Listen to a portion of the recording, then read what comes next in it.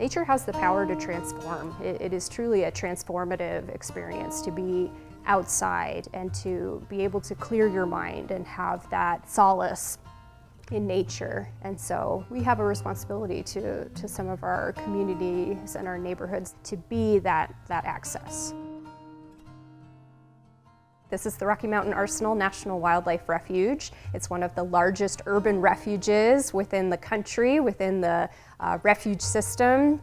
And we sit on about a little over 15,000 acres of land that has a very interesting history, but now is home to over 330 species of mammals and birds and amphibians and reptiles and a lot of different wildlife that call this area home.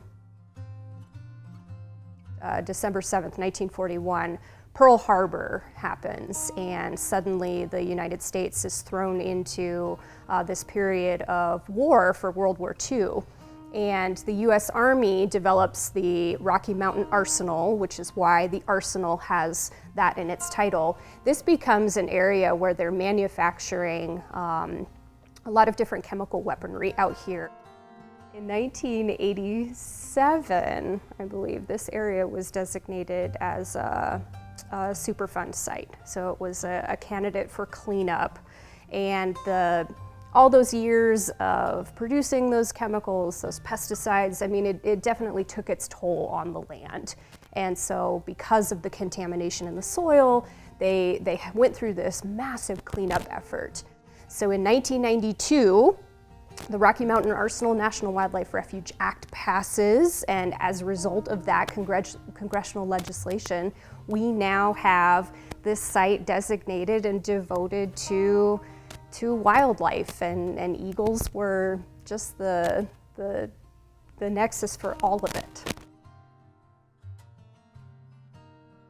The fact that we've got 15,000 acres within proximity to the Denver metropolitan area, which is booming, and then the development is just growing at this insanely rapid pace, and yet we've got this space set aside and reserved for wildlife habitat. I think during the pandemic, we certainly saw that this was not only a wildlife refuge, but a human refuge as well. And in discovering that they had a wildlife refuge that was 20 minutes from their home, and in a time when they couldn't travel up to the mountains to recreate in traditional ways, I think a lot of people were looking for that outlet. And so this honestly became a safe haven for people, for not only their physical well-being, getting outside and being outdoors, but their mental well-being as well. So we are this amazing little oasis.